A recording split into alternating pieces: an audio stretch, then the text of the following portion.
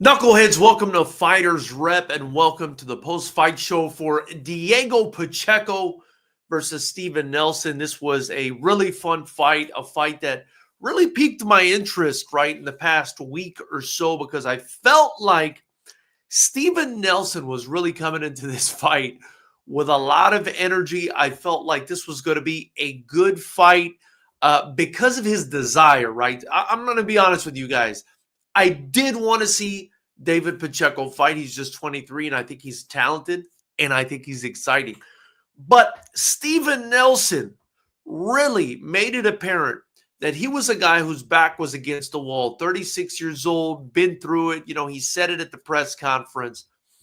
And this was a guy that really sold me. I mean, I'm not easily sold in the fight game, Knuckleheads. I'm a promoter slash, fight fan since forever. I spent 7 years promoting kickboxing. So if you're going to sell me on a fight, you got to be authentic. And I felt like Steven Nelson was authentic, and so that's what piqued my interest in this fight. He was doing a lot of talking. He looked like he really believed in himself. He looked like he really wanted to get out there and get it. He also had a fantastic corner, right? He had Bomac in his corner. He's got Terrence Crawford as a stablemate and everything that comes along with that. So again, I really liked this fight. It was also a 168-pound fight, which is what Crawford's supposed to be doing, the weight Crawford's supposed to be fighting Canelo at. So I thought this was a good look for Crawford to prepare a guy in that division in his stable. I thought that would help Steven Nelson as well. But at the end of the day, even though it was a fantastic fight, Steven Nelson was just simply outgunned in this fight, Knuckleheads. 36 years old, the shorter man, the lesser reach, at least that's what it looked like to me. Sometimes the shorter guys have a bigger wingspan, but looked like the lesser reach and just didn't really have the tools to be able to beat a guy like David Pacheco, who's also interesting, right? Besides just having more tools than Steven Nelson in the tool bag, I think David Pacheco's a very interesting fighter in that he's tall, he's rangy, he's young, he's strong, he's got fast hands, but he doesn't really use his body the way boxers typically do when they're tall and long and rangy, right? You would expect a guy like Diego Pacheco to be able to play it safe, to be able to kind of be on the outside like a Vladimir Klitschko and just hit you with the jab on the way out and on the way in, and, to be able to make it easy and then, just clinch you when you come in close. But, Pacheco is interesting in that while he doesn't use his height and reach in the traditional sense, he seems to use it when he's countering you. So if you come in on him, right, and you're moving around on him, and you throw a punch, he's going to clip you from way further out than you think he can, right? And once in a while, he goes on the offensive as well. He'll throw a jab here and there. What he tends to do more is wing big right hooks. More than anything, I thought his right hook was his most effective punch. But, he does use his reach, again, just not in the way you would be used to a guy that tall using his reach, right? He's using it to catch you with shots you don't see that are typically counters. Now, I think at the age of 23, he'll still have time to develop potentially that jab. But, right now it just doesn't seem to be in his DNA to fight that long, rangy style, although he will use it when he's countering you. It's kind of odd, but it's what makes him interesting, right? And I think it's almost a surprise. It's almost an ambush, right? Because you're fighting this tall guy. He's not really fighting tall, but then you go after him and he clips you on the way in or on the way out with a counter shot, hits you with a counter shot from 10 feet away. And you're like, wow, like what just happened here? And he did that a bunch of times to Steven Nelson in this fight, landing big right hands, landing nice uppercuts as Nelson was coming in. And so he was just a better guy. He was just, the classier fighter, as they would say, and, the younger, stronger, fresher, faster guy. Now, what I will say about Steven Nelson, and thank you so much for your service, sir. I greatly appreciate you. And, I kind of I love the underdogs. I'm endeared to the underdogs, and I wanted to see Steven Nelson do well in this fight, and I enjoyed the success that he had. But really, I mean, David Pacheco was fantastic. But what I wanted to say about Steven Nelson is, he fought so hard. He fought with so much grit in the first 3 rounds. He did kind of have some success, but I didn't think, especially through the first 5 or 6 rounds, that he was winning that fight. Although he can make certain people who I think don't really understand scoring criteria, like the broadcaster that had it on the zone for Steven Nelson in the beginning, I think he can make you think that he's winning a fight just with his movement and activity. He was being very herky-jerky and moving and showing a lot of activity, and not a lot of punches were landing. And so people thought he was winning, but I thought Pacheco basically dominated this fight. I thought he landed the cleaner shots, and that's what matters. If you land a bunch of pity-pat shots on a guy and he lands a shot that buckles you or that stops you in your tracks, that guy's winning the round. It's about significant strikes. It's about effective punches. That's the number one scoring criterion for me. My understanding of the reading of the rules is everything else is secondary and peripheral. But shout out again, let me get back to it, right? I'm a little scatterbrained sometimes when I'm talking about this, but shout out to Steven Nelson. Thank you for your service. Thank you for your heart. What a fantastic fighter. He was in incredible condition, 36 years old, bringing it on this young 23-year-old, 13 years his senior, and bringing the action to his house, to his front door, throughout the fight. And I was really amazed in the 11th and 12th round with the energy in which Steven Nelson fought this fight. He never stopped coming. I thought he had one of his best rounds in the 11th and 12th round. I thought the 12th was especially impressive. I thought by that juncture of the fight, he would have been so exhausted that Pacheco might be able to catch him with something he didn't see coming and just halt him in his tracks. But, man, did he show that he is an absolute warrior. I think, Pacheco gets a big feather in this cap, right, for winning this fight, again, because of who Nelson is, the camp he's with, the fact that he was undefeated, the toughness he showed. I'm not saying Nelson was some sort of fantastic fighter, but this guy's not an easy night, really, for anyone, just based on will. I think he did a really good job. So it's a good win for Pacheco.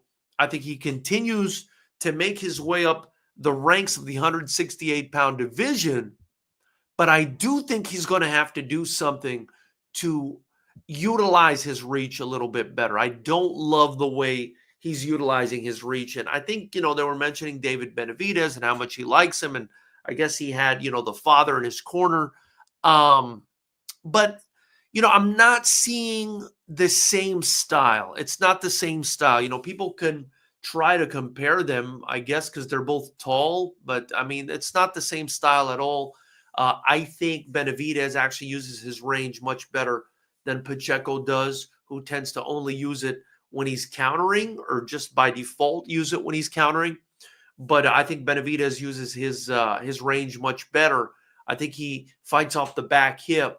I don't think Pacheco does that. And I think as long as he's not utilizing his range, he's going to get clipped if he doesn't figure that out. And the reason I say that is because you saw it today against a much shorter guy in Steven Nelson, who hit him really hard several times throughout this fight, especially in the last couple rounds. A stronger guy, a fresher guy, a guy with, better mechanics would have potentially hurt Diego Pacheco, potentially gotten him out of there. And so he's going to have to learn, in my opinion, how to use that height and use that reach more effectively. And so that's what I got to say about that. If you have any comments, questions, suggestions, drop it in the chat. I'm glad to, hear whatever it is you guys have to say, go back and forth with you guys. If you haven't already, like this video, subscribe to the channel, and join the channel. It's just $9.99. You'll help me continue to build Fighters Rep and continue to drop pretty much daily content for you guys. And then obviously you get your Fighters Rep merch in the link below. You get this hoodie. It feels good. It's cold this time of year, and it's nice and warm. We got Fight or Flight Boxing in here. He says, I didn't see this kid get out of third gear.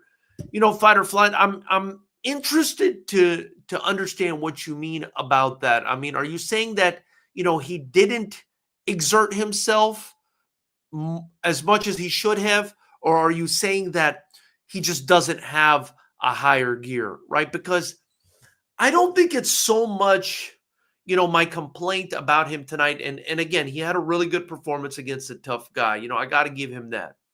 But I don't think it's so much the fact for me that he needed to put more effort into the way he fights. How can I put this? What I will say is I just think he's limited, right? Because he doesn't utilize the jab. And so, he's not really going to throw the jab, right? So you kind of got to wait around for him to throw hooks and power punches. And so I don't know if it's an energy thing. I think it's just an ability thing. And I feel like I agree with you in that I want him to throw more. I want him to be more active. But he's like so against using the jab for whatever reason, or incapable of using the jab the way he should for a guy his height and his length, that it appears that he's in third gear, right? But I think he's fighting hard. It's just his way of fighting just doesn't include, what I believe to be, one of the most important punches in the history of combat sports, which is the jab. And so, I think that's going to be problematic. I think it'll help him if he starts including more jab, find his range. I think he's going to get clipped if he continues fighting the way he does. And I think Benavidez, right, can help him. Now, I say that because I believe David Benavidez fights correctly. David Benavidez, tall guy, but doesn't have the longest arms, right? People say, oh, he squares up and he has bad feet. I don't think his feet are bad. And I don't really think he squares up or does anything incorrectly. I think he fights off the back hip. He's smart. He understands his range. He's composed. And that's why he's a killer and nobody's beaten him. I think if Pacheco fights like that, he'll have success. But it's a completely different fighting style. Pacheco's kind of on the front hip. He's taken away his own reach advantage. He's taken away his own height advantage. He's fighting smaller. He's got to fight tall. He's got to fight off the back hip. He's got to utilize that jab. It's going to help him understand his range better. And I just, as much as I liked his performance, as much as I enjoyed this fight, this was a really enjoyable fight. I think that this was an important fight in the career of David Pacheco to help him continue to develop and become a better boxer. He's going to need fights like this. David Pacheco's absolutely going to need fights like this, knuckleheads, if he's going to get better. This fight is going to teach him that I shouldn't be getting hit by guys as small as Steven Nelson as often as I did. Steven Nelson, credit to him, got inside a lot, landed a lot of left uppercuts, a lot of big right hands over the top. And, it's almost as if he figured it out in the 11th and 12th round how to fight Pacheco. I wonder, had he done that from the very beginning of the fight, if this fight would have been different.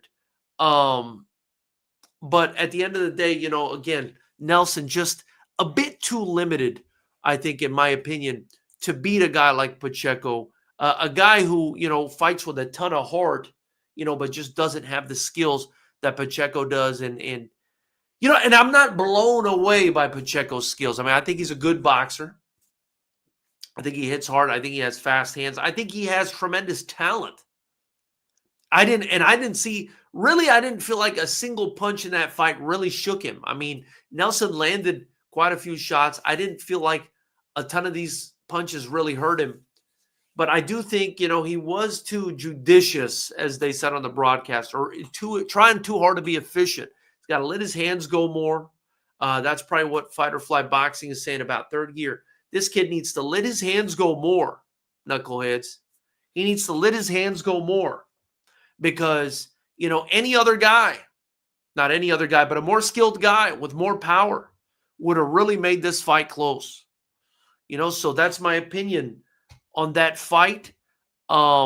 That's my takeaway of the fight so far. If you have any, we're live, so if you have any comments or suggestions, or you want to tell me what you think about that fight, drop it in the chat. Let me know what you thought about the fight. I'm glad to have a chat with you about this fight, but I just felt like Pacheco, it makes sense. It makes sense this early in his career. I don't think he's behind the curve at the age of 23. On the contrary, he's probably a bit ahead of the curve, but he's gonna have to utilize that body type better, man. Fight or Flight Boxing says, I agree, but his defense was better. Not great, but a slight improvement. His movement was good.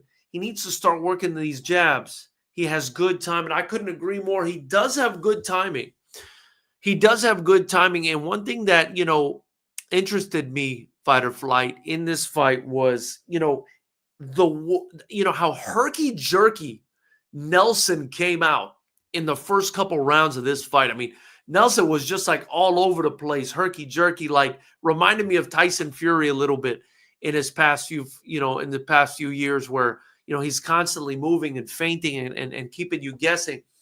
And for a style like that, for Pacheco to land that many punches against a guy that was moving around like that, the way Nelson was moving, I thought it did show that he had good timing. I thought it also showed he had good accuracy. A lot of his punches were landing. He was landing to the temple. He was hurting.